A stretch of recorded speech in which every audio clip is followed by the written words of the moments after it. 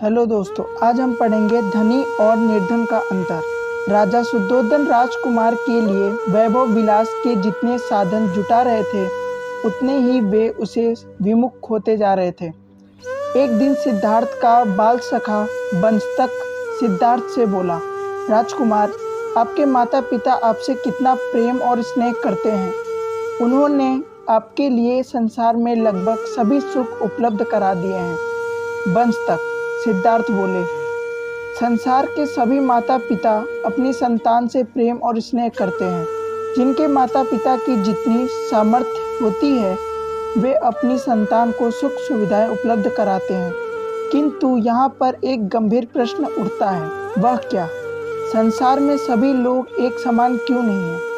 किसी के पास धन की मात्रा इतनी अधिक है कि वह इसे कहाँ खर्च करें नहीं समझ पाता, जबकि दूसरे ओर किसी के पास इतना भी धन नहीं है कि दो रोटी जुटा सके।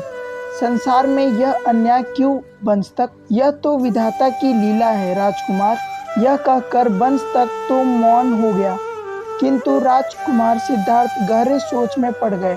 राजकुमार सिद्धार्थ संसार के सभी वैभव विलास के प्रति विरक्त का भाव रखते थे। वह देखकर शुद्धोधन चिंतित हो उठे।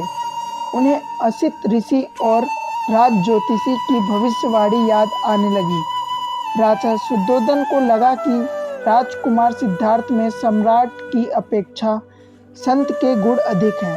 कहीं वह राज्य का त्याग कर संन्यास ही न ग्रहण कर ले। यह सोचकर राजा चिंतित हो उठे। अब राजा ने ऐसा कोई उपाय करने का निश्चय किया जिससे सिद्धार्थ पूरी तरह सांसारिक हो सके। अतः इस विषय में उन्होंने रानी प्रजावती से भी गहन विचार विमर्श किया। कुछ समय पश्चात रानी प्रजावती बोली, महाराज, राजकुमार सिद्धार्थ को सामान्यतः वैभव विलास की कोई भी सामग्री अपनी ओर आकर्षित नहीं कर पाई। अब अंतिम अस्त्र के रूप में केवल एक ही उपाय है। कैसा अंतिम अस्त्र और कैसा उपाय महारानी? राजा शुद्धोधन उत्सुकता से बोले, अपनी बात पूरी तरह से स्पष्ट करो। देव, अब राजकुमार युवा हो चुके हैं। यदि हम उनका किसी सुंदर राजकुमारी से विवाह कर दे तो वह उसके सौंदर्य पास में जकड़ा जा सकता है। कदाचित आपकी बात ठीक लगती है महारानी। यदि हम राजकुमार का विवाह कर दे तो वह निश्चित ही विवाह बंधन में जकड़ा जा सकेगा।